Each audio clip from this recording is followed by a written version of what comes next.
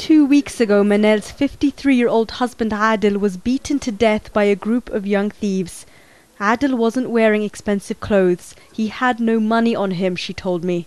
The boys were trying to steal the bread Adil was carrying, and Manel says she can just about understand why the thieves did it.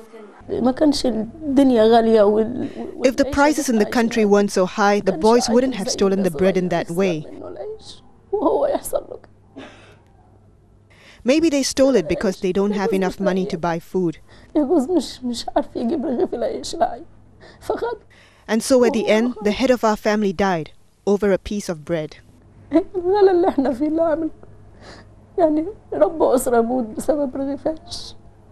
But it's not just the price of bread that has shot up suddenly. In the last 3 months, the price of basic foods, including rice, pasta and cooking oil, have been particularly affected, with prices in some cases at more than double what they were at the start of the year.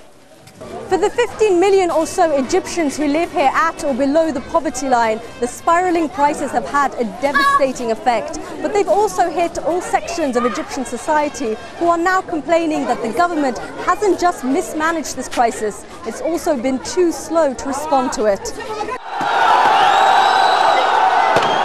This was shown in demonstrations across Egypt in past weeks, and most recently the violence in Mahalla at the largest textile factory in the country. The Egyptian government runs one of the biggest subsidy projects in the world. It's promised to try and make more subsidized wheat and flour available to ease the crisis. But some analysts say it's likely the protests will spread throughout the country, not only because of rising food prices.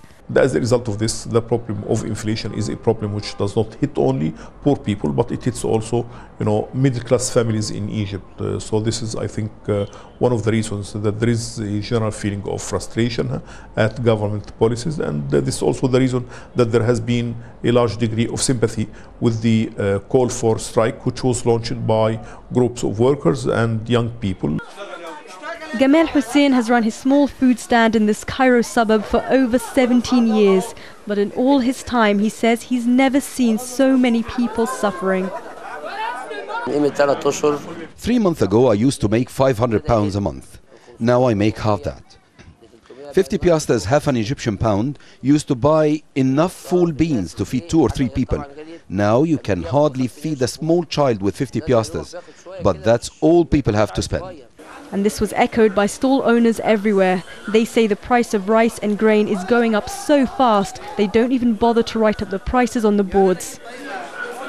In Egyptian dialect, the word for bread is aish. It literally means life. And for many of the 45 million people here that rely on subsidized food like bread from the government, the situation is becoming a matter of life and death. And people from across the social divide seem like they're no longer prepared to stay quiet. Sherine, Tadros, Jazeera, Cairo.